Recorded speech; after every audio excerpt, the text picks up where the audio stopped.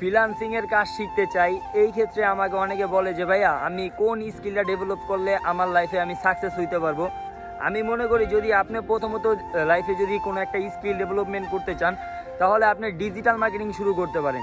Digital marketing শুরু করে কিন্তু আপনার ঘরে বসে ভালো একটা কিছু করতে পারবেন এবং আপনার হাতের অ্যান্ড্রয়েড মোবাইল দিয়েই শুরু করতে পারবেন। এই ডিজিটাল মার্কেটিং কিন্তু আপনার এক ক্ষেত্রে না এক ক্ষেত্রে কাজে লাগবে। ডিজিটাল মার্কেটিংটা কেন শিখতেছেন ভাই? আপনার লাইফে যদি আপনি কোনো সময় বিজনেস করতে যান বা লাইফে যদি কোনো সময় কোনো একটা ব্যবসা করতে যান বা কোনো কিছু করতে চান, তখন কিন্তু আপনার এই ডিজিটাল মার্কেটিং কিন্তু অবশ্যই প্রয়োজন হবে। তো লাইফে একবার হলো ডিজিটাল মার্কেটিংটা শিখে রাখবেন। অবশ্যই বিজনেসের ক্ষেত্রে কিন্তু আপনাদের সুযোগ এবং সবসময় সাপোর্ট দিবে। তো ডিজিটাল মার্কেটিং শেখার জন্য অনেকে বলেন যে ভাইয়া কীভাবে শিখতে পারি, কীভাবে কী করবো। আমি মনে করি যে ডিজিটাল মার্কেটিং শেখার জন্য অনেক প্ল্যাটফর্ম আছে, অনেক আইটি সেক্টর আছে।